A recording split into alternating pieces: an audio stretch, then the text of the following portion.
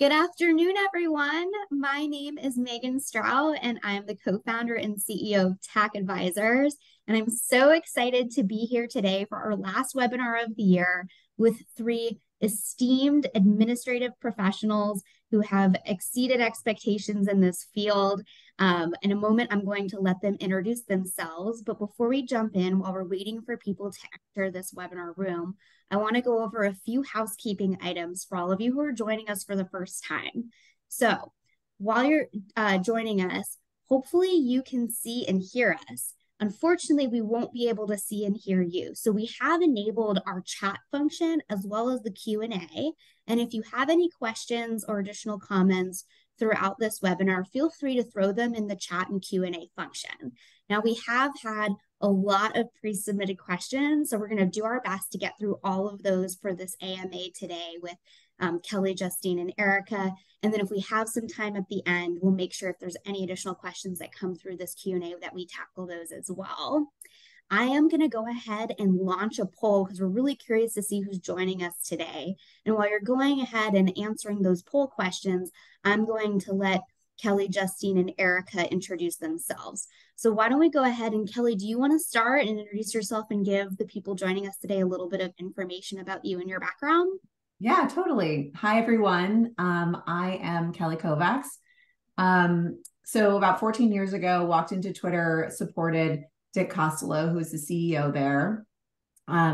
Spent 6 years with him, became his chief of staff, and then went on to be the chief of staff of another company, and was super excited when Dick gave me the call to come back and be a founding partner with him at Owen Advisors, which is our venture firm that we've been running now for the last 6 years. During that time, I launched EA Mafia, which is a exclusive group of C-suite executive assistants in tech, and soon to be launching EA Rise, which I'm excited to tell you guys about later. Amazing. Thank you so much, Kelly. Erika, do you want to go next and tell us a little bit about you and your background? Sure. Hi, everyone. My name's Erika Palmer, and I'm so excited that you're spending time with us this afternoon. And my career has basically been supporting ultra high net worth individuals. And that started almost 20 years ago, although I know I look like I'm 25 still. But I started working for the CEO, COO, and chairman of a large privately held healthcare company for about 14 years. Then I decided to make the jump to San Francisco and work for a VC fund. And Megan actually helped me find the job, and she was amazing. And anyone that has any desire to work with an awesome recruiter, Tack is great, and she's amazing. Highly would recommend. And then my most recent journey took me back to Chicago, working for a family office as the director of administration. So thanks for joining. Thanks for coming. All right, last but certainly not least, Justine, tell us a little bit about yourself and your career. Hi, everyone. I'm Justine Janet. My career started actually as a personal assistant, and then I segued into the executive assistant role. I was very fortunate that one of the first partners I supported took me along with her to multiple tech companies. My last big tech company role was at Dropbox supporting Drew Houston, and now I'm working at a startup that coincidentally Kelly Kovacs introduced me to, supporting the CEO there. Amazing. I don't think I knew that you had started out as a PA. That's even a new information for me. So amazing. Well, thank you all for joining us so much. I'll leave the poll on for a few more minutes, but it looks like we have a blend of EAs, AAs, chiefs of staff, even an executive joining us today. So I'm really excited to have such a comprehensive group of individuals joining us.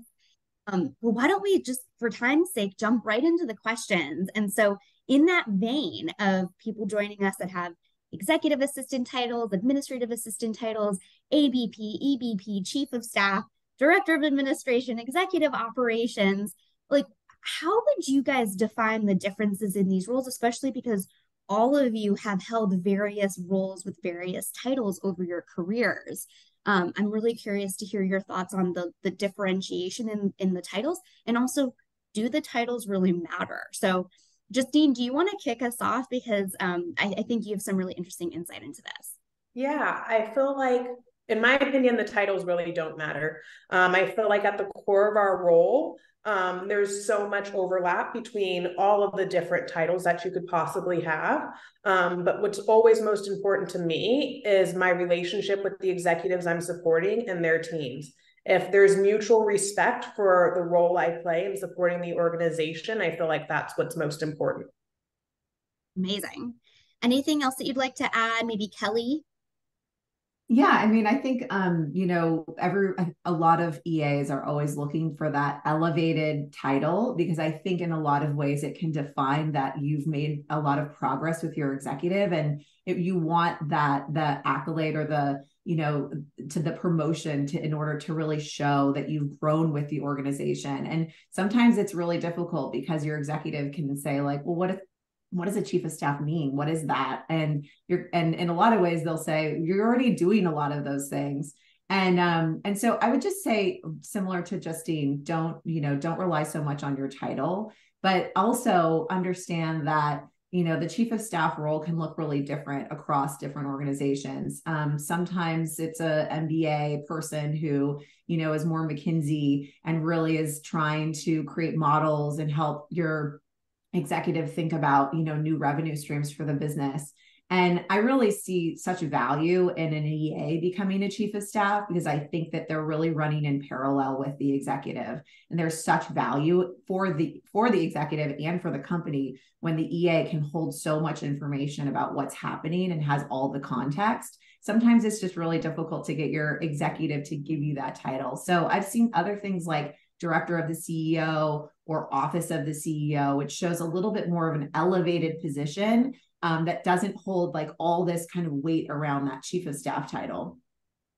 Yep, I 100% agree. And I've also seen, when there's in these executive offices supporting a CEO or C-level executive that has a chief of staff, but more of that MBA McKinsey grad that's sitting there and modeling all day. They'll also have this more strategic EA, and they'll call that a director of administration or like senior executive assistant office of the CEO. So I can see that also. And then Erika, I think you also have an interesting perspective on this, because in your previous two roles, both at Emergence, which is a venture capital firm, and when you're at Medline, which was that privately held healthcare company, you had the title executive assistant. Now you have the title director of administration, but your role now is very different from what you did in those other two roles. So how is your role differentiated now under this director of administration title?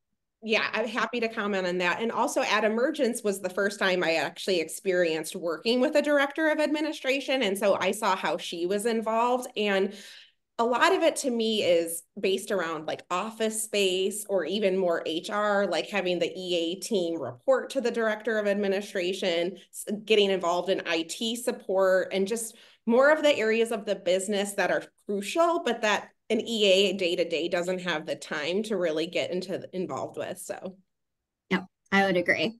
So amazing. Thank you so much for answering that. So from your perspective, all three of you, on the core skills, like if you had to pick three top skills, there's so many skills that an amazing EA and an amazing chief of staff have. But if you had to narrow it down to the top three from your perspective that are absolutely crucial for somebody to be successful, what do you think are the top three EA skills? And then what do you think are the three chief of staff, director of admin, strategic, executive assistant? Why don't we have Kelly? Do you want to start this one? Yeah, I mean, I will lean more into the chief of staff qualities, which I think is really when you make that big leap into that role. I think a lot of times, and I even saw it in some of the questions, that you think you have to be so strategic and you have to have this like business mindset. I think those things are really important, but I actually think that the relationship building across the executive team is like so crucial for that role, because you're really the second, this person who is holding a lot of the context of the business and a lot of what your CEO or your executive wants. And so you're really a master facilitator. And in order to do that, you need to build trust with all the senior leadership team, and they need to trust you. They need to come to you and really you're the sounding board for them. So I think that's just like that is really what makes that biggest leap from that EA to chief of staff. And you're really, again, like you're a master facilitator. You don't have to be super strategic. At Twitter, we were making acquisitions. We were, changing the business every quarter. And I would sometimes be like, I have no idea what's happening. I don't even know what these words are that you're using. But, I felt like I could like fly high and know enough and really talk to people I trusted to kind of understand the reasons why we're moving this in this direction and know enough in order to be dangerous. But really, I knew my role wasn't to solve these business problems. It was really to get the team moving in the right direction. And so, yeah, I think that sometimes you think that you're not smart enough to be a chief of staff. And I certainly had that imposter syndrome. But I think it's a lot different than what you might think. Yeah. And I just want to double click that on the moment. I was talking to a little birdie that happens to know Kelly earlier who said that like that was what she was most known for at Twitter was the fact that she knew everyone and everyone loved her. And I think the fact that you had that like emotional intelligence and ability to bring people together was such a huge quality for you. And I even think too, there was this great Wall Street Journal article that came out a couple of weeks ago where Kelly is highlighted and they talk about one example of very early on when you were supporting Dick, you flagged that a new executive that your team brought on board was like not working out, but a lot of people didn't see it. But because you had that high level of emotional intelligence and you were plugged into what was going on with the team, you were able to flag and get that person out in a very diplomatic way. And so to that point, like a lot of times these executives will bring on these, MBA grads, these people who have that, consulting background to do the strategic work. But I think it's equally, if not more important, the level of emotional intelligence and collaboration that a strategic administrative chief of staff brings to the table. Totally. Thank you. That's so sweet. I want to know who you talk to. Totally. Pay them later. Justine, what about you? If you had to pick 3 qualities either for an EA or chief of staff, what would you say it is? Thinking about the EA role, I think the number one thing I would say would be empathy. I think supporting high-level executives at a company can be a very isolating role for them. So really being able to step into their shoes and identify where they uniquely need the most support is critical.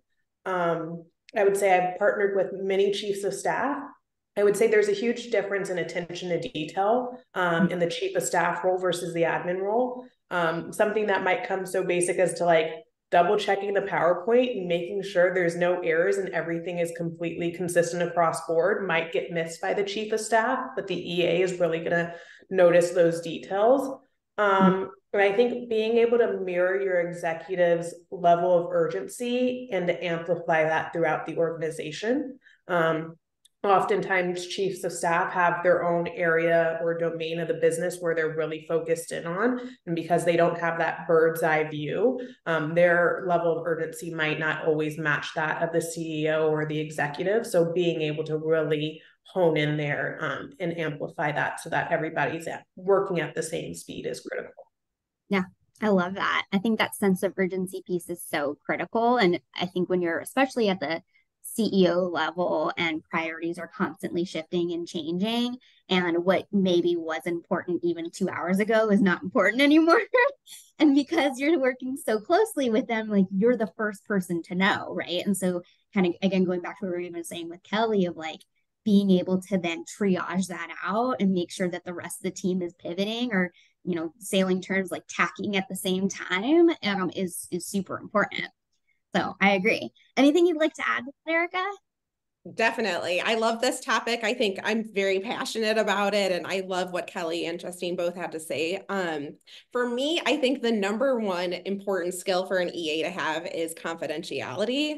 Just because at any level you're privy to information that a lot of people in the organization aren't, whether it's, M&A or employee issues or just lots of confidential information, whether it's something they're going to announce at the next sales meeting.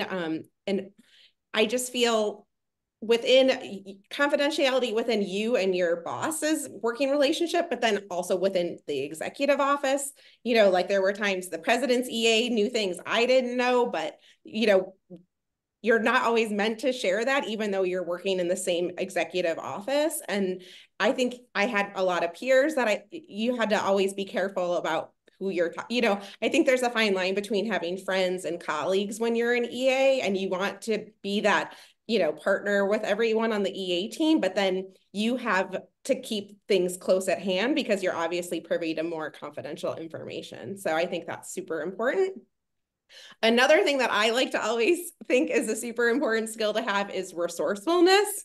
And the CEO or the chief HR officer is going to come to you and say, I need this crazy task done, or I need this great idea done, or how do we, someone's in London and I want to send this to their hotel room. I just realized we're promoting them tomorrow. Or so always just having a resourceful, curious idea for what they are, I guess, thinking outside of the box, and then just being able to deliver that. Yeah, I absolutely agree. And I want to double click on what you shared about confidentiality, because that kind of goes in hand with one other thing that I don't think was said, but just ability to build that trust. And I think being able to be confidential inherently builds trust, along with, doing the course, pieces of your role and not letting any major balls drop, because accidents are going to happen, mistakes are going to happen, but not letting the critical ones happen, I think are the other thing is that's super, super important. So I think all of this is great. Amazing. Okay. So let's jump into some questions around professional development. So in this sort of, again, thing of looking ahead and being strategic, both as an EA and a chief of staff, when you're looking ahead at 2024, what should the people on this call be focusing on for their planning, either within their corporations or for their personal planning for professional development? Anybody want to start? Maybe Kelly?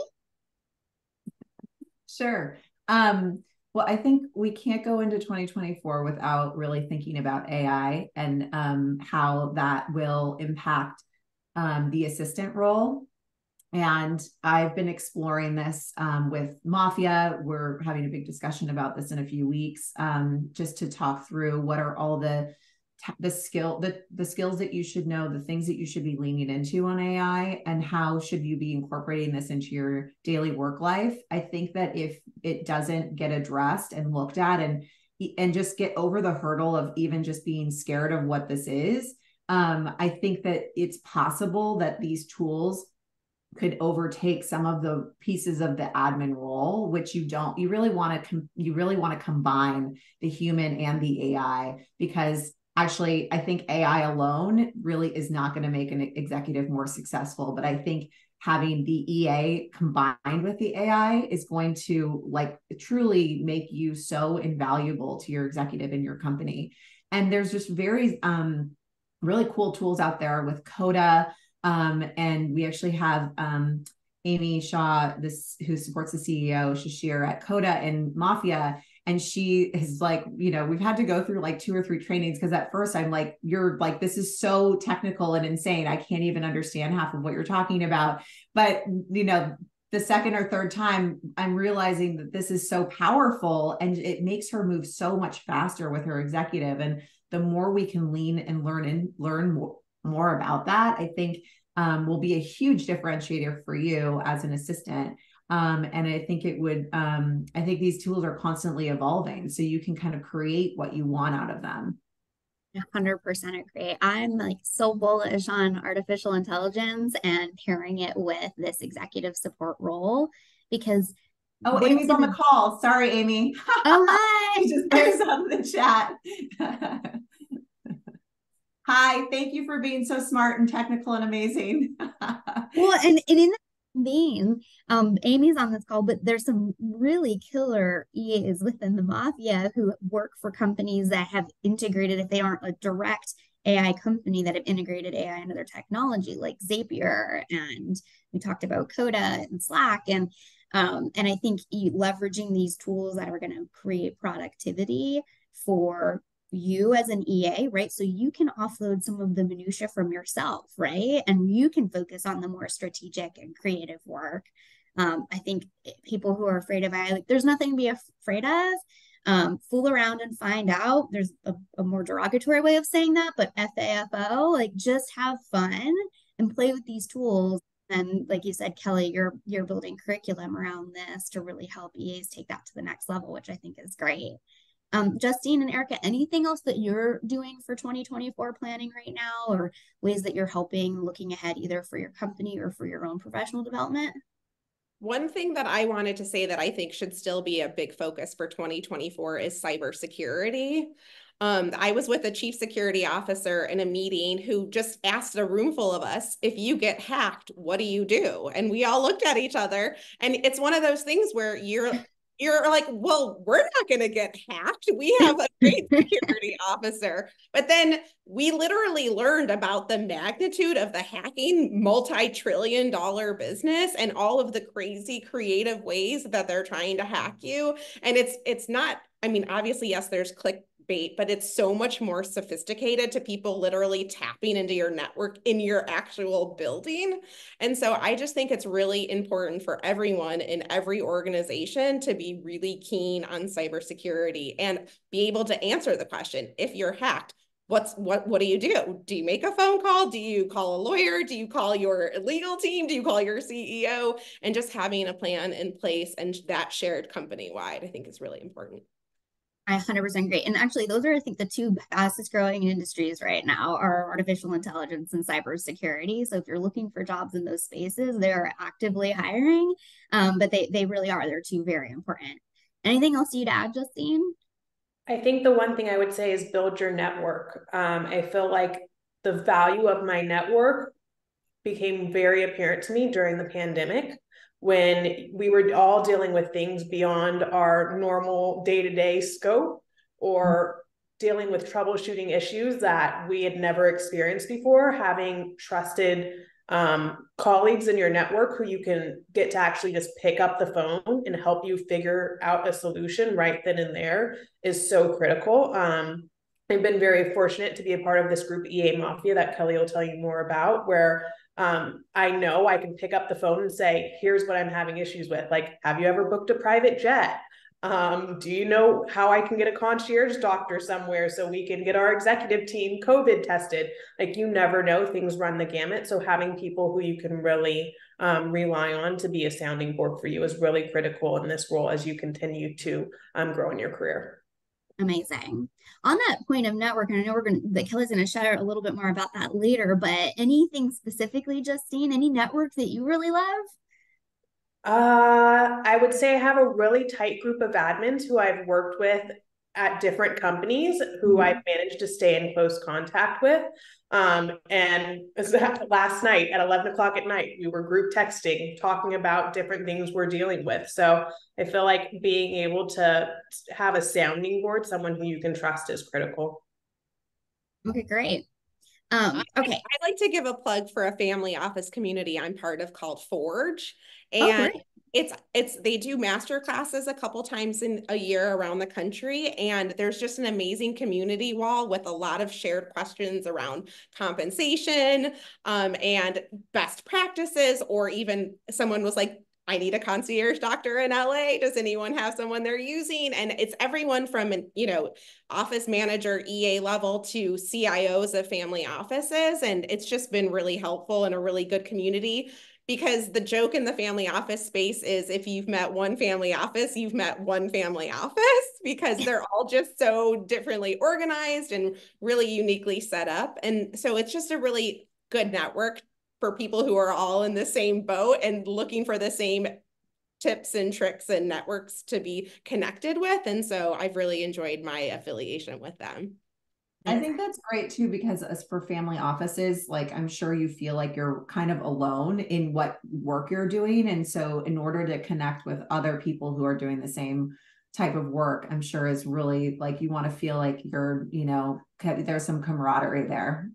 Definitely. And even looking at like aggregation software products, there's a handful out there, and it's, what was your experience? What was the onboarding time with? Are you happy with the customer service? I mean, and people will pick up the phone and give you time and just really give you honest feedback. And there's definitely people making decisions around that kind of back channel environment we're getting within the community there. Oh, that's awesome. Very cool. Okay, great. So question, are there any books or newsletters or platforms that you're following or reading right now that you can't stop talking about? I'll go first. I Yeah, have an Justine. intentional one. There's a book called The New Executive Assistant: Advice for Succeeding in Your Career. The author is Melba Duncan. This book was published in 1997, but I feel like it's still relevant today. If you replace the word facts with like e-facts or the different various components of the tools that we use every day, I feel like she really gets to the heart of what level of partnership a really strategic EA has with their executive. And it's just an interesting read. Okay, great. What about you, Erica? Do you have any books that you love? So a book that I come back to, which has been out for a few years now, is called Atomic Habits by James Clear. And I actually did it on Audible. Sometimes I feel like that's just a better way for me to process information. But the overall message of the book is just you can make tiny changes and improvements. And then with consistency, they make a huge difference. And I'm a firm believer that we can always be growing or have better habits at whatever age or whatever time of your career. And so I think it's just a real practical guide to making improvements in your life overall. So I've heard a lot of even executives who love that book. yeah. It's like an all-time fave. Yeah. Yeah. What about you, Kelly? Well, I find that when I read, I like to read like juicy novels, and like I hate reading business books or any self-help or anything. So I don't have great suggestions for books to read on that front. Although I just read Between Two Kingdoms, the novel. It's an insanely amazing memoir that everybody should read. But it has nothing to do with any of what we're talking about today. But on the on the professional development front, I love podcasts, and I listen to the All In Pod a lot. And then on the therapy side, I listen to the Armchair Expert, who I love. And yeah, I get a lot out of that. And then there's this really great podcast called Acquire, which talks about these like crazy business wars. There's also another podcast called Business Wars, which is so interesting. Like Sega, versus like whatever, was it PlayStation or something? But like all the competing companies, I really do love to listen to all that stuff. So yeah, I think any kind of business podcast is super fun to listen to. Yeah. That's all I got. No, I agree. For me, I because of my job, I have to read all the different EA books. But I think for me, what's been most helpful in my career is listening to podcasts or just reading books like Atomic Habits or 15 Commitments of Conscious Leadership is still one of my favorites. I think the more you can grow as a good leader, even if you don't have a management role, the better you're going to be as an executive assistant, a chief of staff, a sales manager. Like it doesn't matter what your title is. Like I think that just any type of business acumen and emotional intelligence acumen is super helpful. Mm-hmm. Amazing.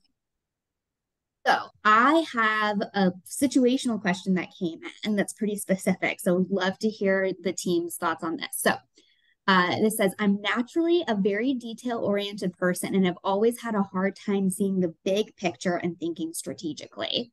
This is particularly apparent now that my org is going through strategic planning.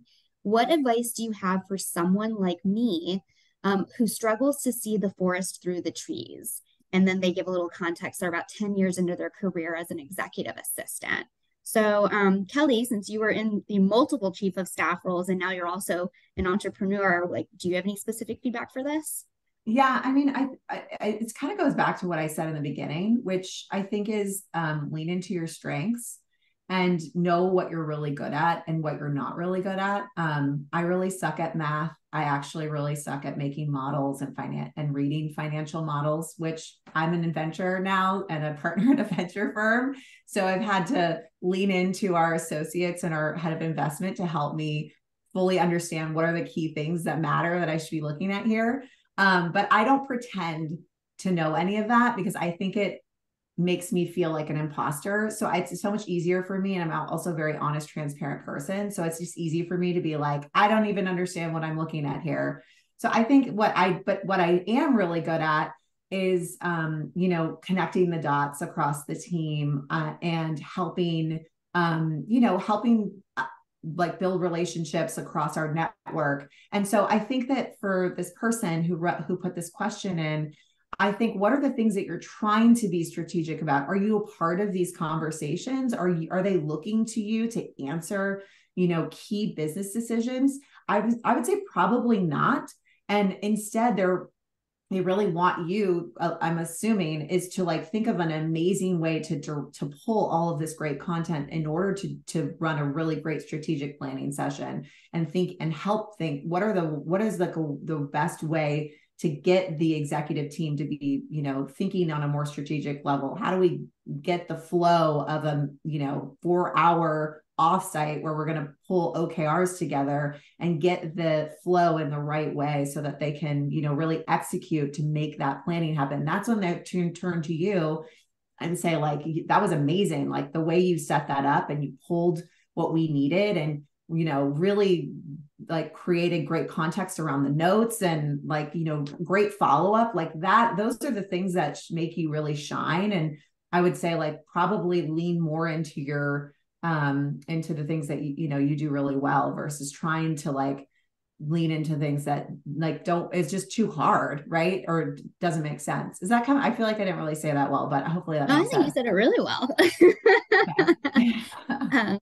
I double click on that because, again, like, your job isn't necessarily to be like a strategist on, financial modeling or this or that. But I think what is a unique strength of executive assistants is that you're often realists, and your executives are these visionaries that have these big grand ideas, but you're the one that is seeing the rhythm of the business every single day. Like, you actually know if your exec stays on time for meetings and how long these like planning meetings typically take. So like, if you have that kind of knowledge and you're the one that's planning what the offsite's going to be, you can properly say, oh, you want to go over this content? We're realistically going to need an hour and a half, not an hour for the session, because you always run over, right? Like, having Set a them really up for success.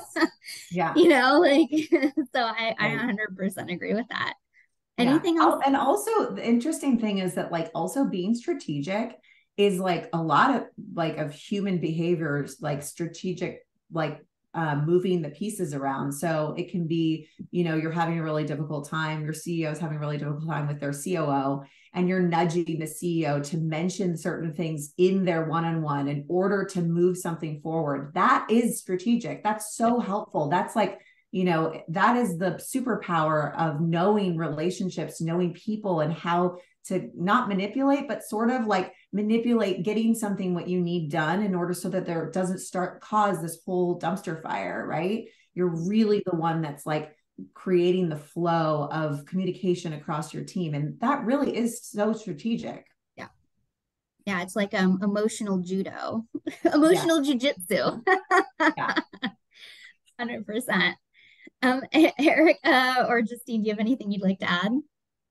I wanted to just commend the person for asking the question, because it's just showing vulnerability. And I think as an EA, you want to just be really great at everything, but we're like, not everyone's skill set is 100 out of 100 things. And so, and to that point, to some of the things that Kelly said, I would suggest maybe not going to your executive if you don't understand the big picture, but maybe it's the president of sales, maybe it's the chief HR officer, maybe it's the CRO, but just maybe admitting to this person that, hey, I'm having trouble understanding the big picture. Can we sit down and can I hear in 10 minutes or 5 minutes, like, what's the big picture in your mind, or what are we trying to solve for? And really try and maybe it's asking multiple people to put the pieces of the puzzle of understanding the whole big picture. But I think, super commend the person for admitting that they, have a little weakness or shortfall here, but don't be afraid to be vulnerable with your executives or the executive team and ask for help when you need it. That's going to make you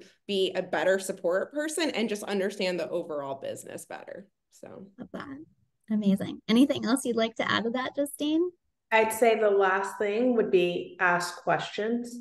I feel like often people are afraid to ask the tough questions, or the I don't get this doesn't make sense to me, I feel like often as the admin in the room, I can like play dumb and be like, this isn't clear. And like, I look around the room and I'm like, I wasn't the only one thinking that, but no one else was willing to step up and say it. So don't be afraid to ask the easy questions, the hard questions, the awkward questions, because often you're not the only one in the room wondering the same thing. Yeah. And on the point of AI tools, to that thing about questions, and depending on what your company's AI policy is, because if you're not allowed to use AI for your job, totally understand. But if you are, I think one other very tactical thing that executive assistants can do is you guys are the keeper of the agendas for meetings.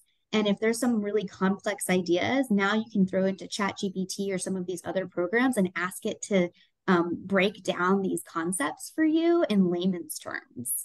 And so that's another thing you can do. I think like you are, as the keeper of agendas, you're given this great resource of information. And so being able to read through agendas for various meetings will also give you context that a lot of other people won't have. I don't know if that's okay for me to say or not. That's a little hack, a little AI hack I learned. I think I think the point you're making though, and I think there is some feeling maybe that EAs are threatened by AI or we're not sure where it's going, but I think the right way to look at AI is almost like a strategic partner as well, and how it can help you create efficiencies or do your job better or faster, and that's just the way we need to look at it moving forward. Oh, 100%. 100%. Okay, great. Okay.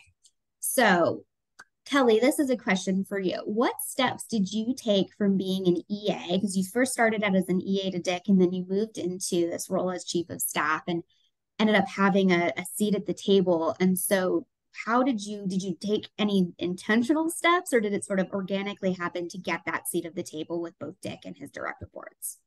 Yeah, I think, I mean, it was obviously gradual. I was there for 6 years and stepped into the chief of staff role basically halfway through.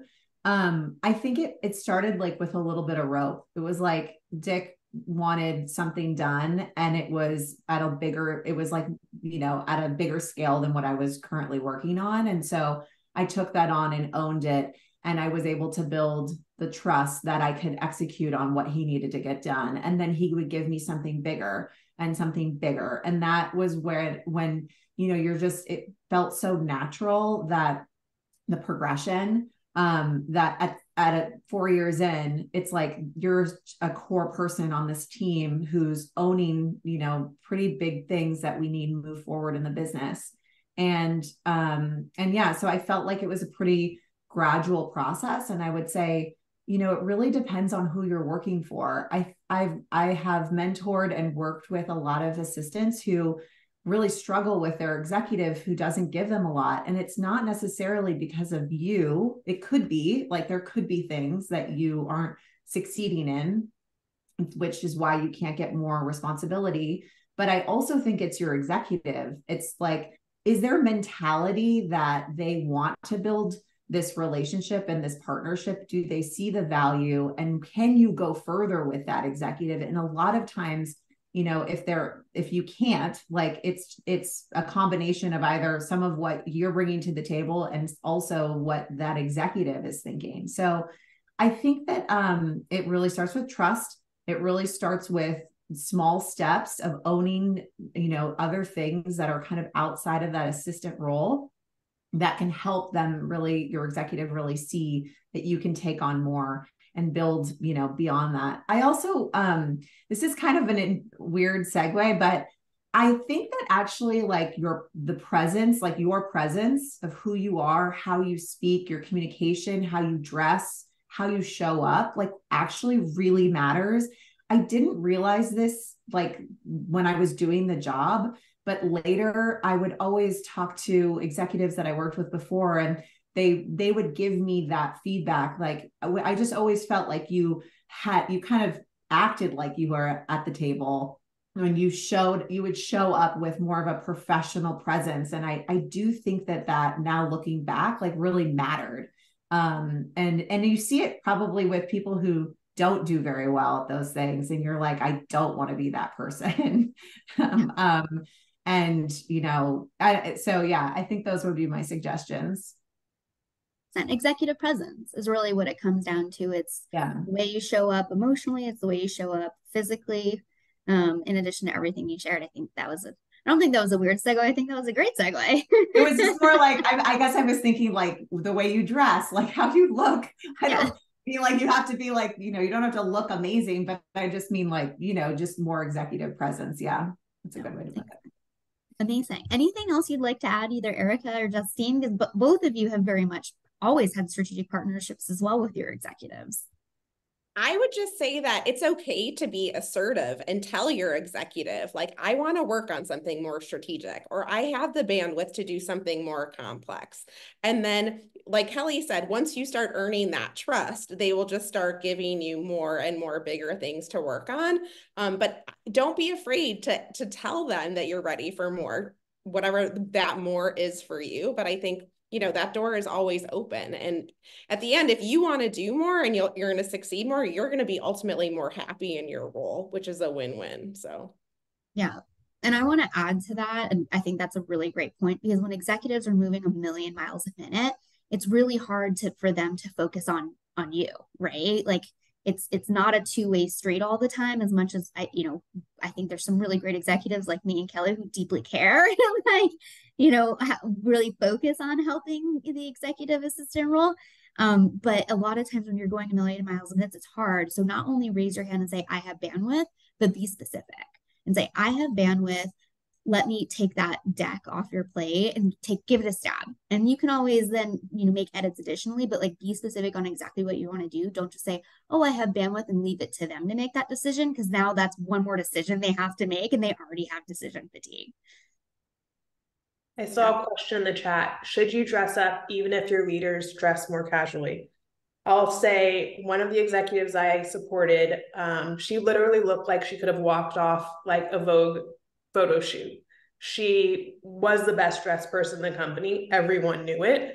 I had a 3-hour day commute on public transportation. I was not going to show up looking like I supported her or dressed like her every single day. But my team knew whenever it was a board meeting day, whenever we had an important executive coming into the office, because those were the days where I really prioritized showing up in the most professional manner possible. And I think that extra effort you put into the way you present yourself is always well received. So whatever that means for you and your team, doesn't matter if your executive wears hoodies to the office every day, it doesn't mean you should too. I totally agree. I also feel like I've been in environments where in our corporate headquarters, like you've got customers, you've got vendors, you've got a lot of other people. And when you dress professionally, whether your executive does or not, you're aligning with like leadership and executive management. And that, I think, just really shines well. Love that. Love all of this. Okay. What is one thing that you must do every week to build a strong strategic partnership for your executives? Erika, do you want to start with this one? Sure. I'm a really big fan of one-on-one meetings. I just think that's a really way. I've worked for very busy executives who are, like you said earlier, literally moving a million miles an hour. And so first of all, just coming to the meeting super organized with like what's high priority, what's ongoing, but just also having that one-on-one time where it's no distractions and you can really even developing like a personal relationship with your executive on what's going on in their personal life, or what's going on as far as like in the business that's stressing them out, that, you can maybe find like a pain point that you can be like, let me take that off your plate, or let me help you with that. And so I'm just a big fan of, and I've always done my own agendas for the meetings, because I'm like, you're not setting the agenda. I know what we need to go over. Obviously letting them go over what they need to do, but just being the driving force of, what's on the plate for the next week, month, year, all of that. So big fan of that personally. But Erika, what if you have an exec who constantly cancels your one-on-one or misses it? Well, I've had that too. And you have to, I think being successful is being assertive. And I think, you sometimes need to tell them what to do. And I've had some of them say like, I need you to be my coach. But so I would say, if an executive puts you off over and over again, you just have to be very open and transparent, like that we're not going to have a good working relationship if you continue to do that. Mm-hmm. Yeah. And I'd add to that I think there's a handful of different ways, right? Maybe your executive keeps putting off your one-on-one because they don't feel like the one-on-one you're having is being effective, Yeah. right? Are you coming to your one-on-one with an agenda? Are you sending that agenda to them in advance so they know what they're walking into so they can quick shoot off yes and no answers, right? Like there's some stuff you can do to prepare to make sure it's efficient. If you consistently show up to the one-on-one and wait for them to take the lead, now they're not going to want to do that one-on-one with you. So I think that's another really big point.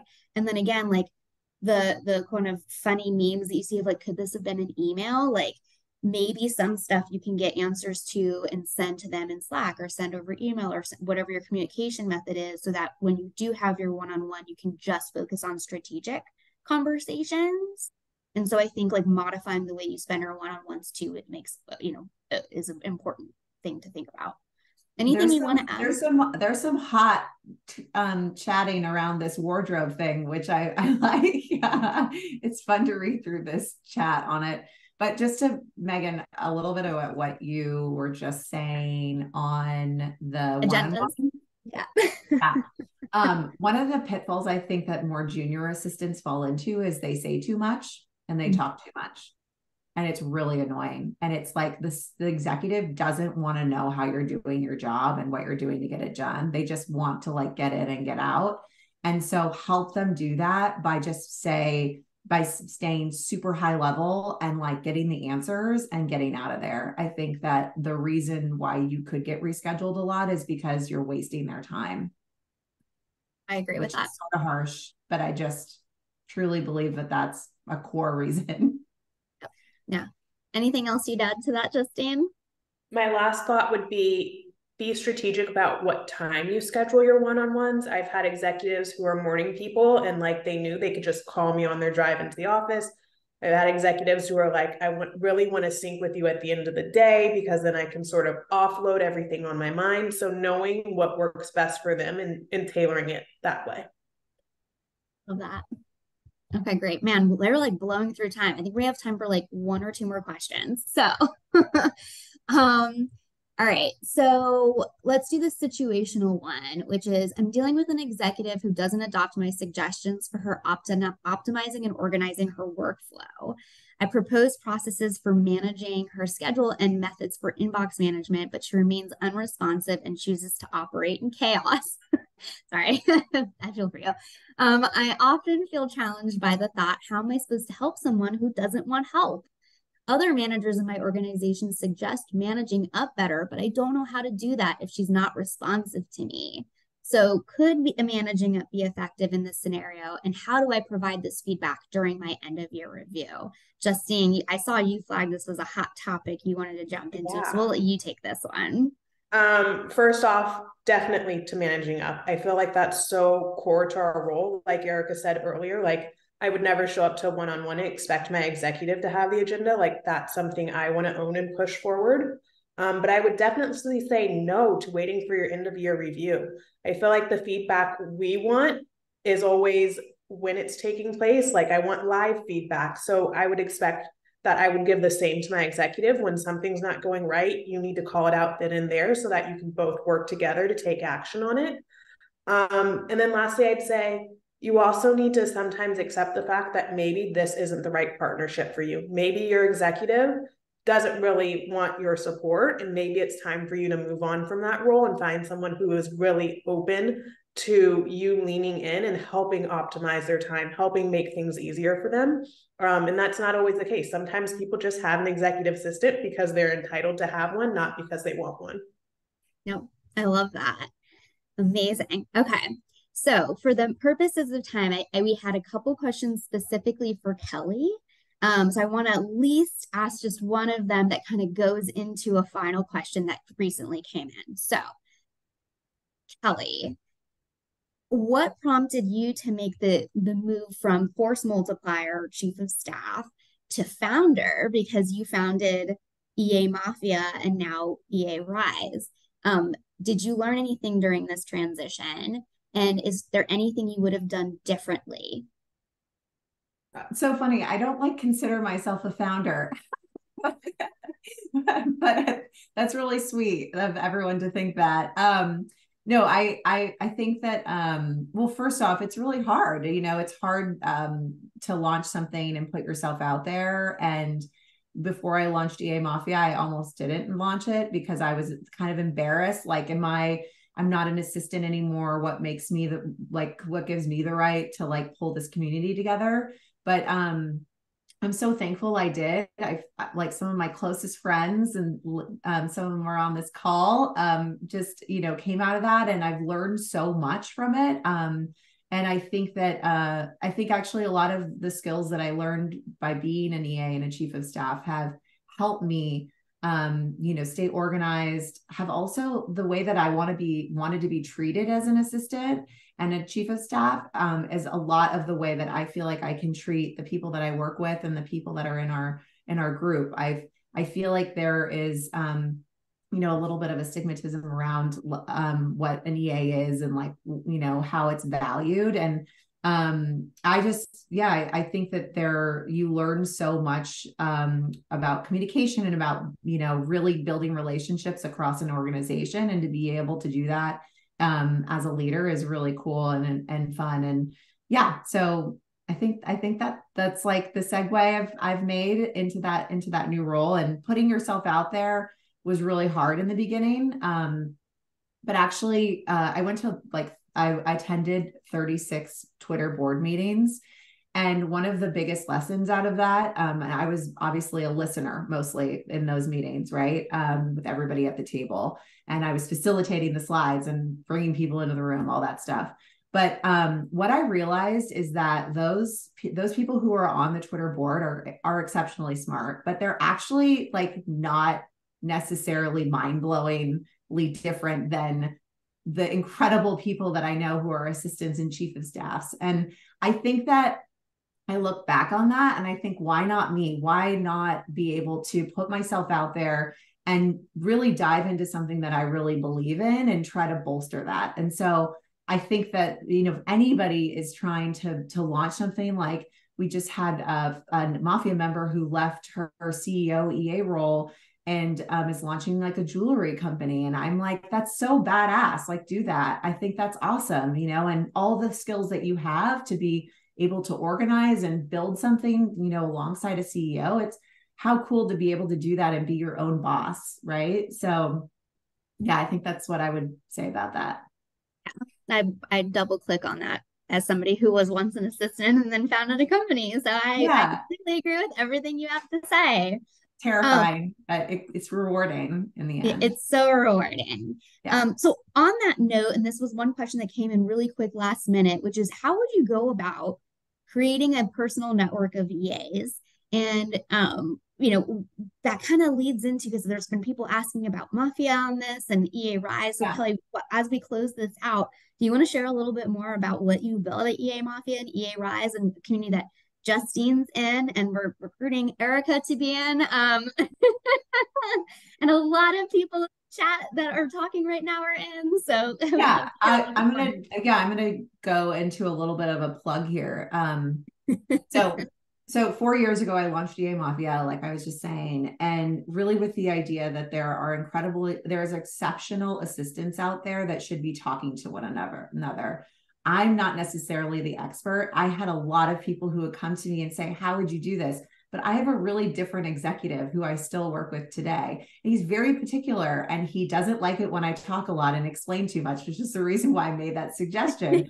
I think that there are different ways to support executives, and I wanted that mind share with EA Mafia. One of the things that came out of that is that the Mafia is looking for another program in order to bring the assistants that work in their company and provide the discussions, the mind share, the tools, the incredible, suggestions that people are making, and they want to bring that to the other assistants that work for them. So literally a labor of love for the last 2 years has been me building EA Rise.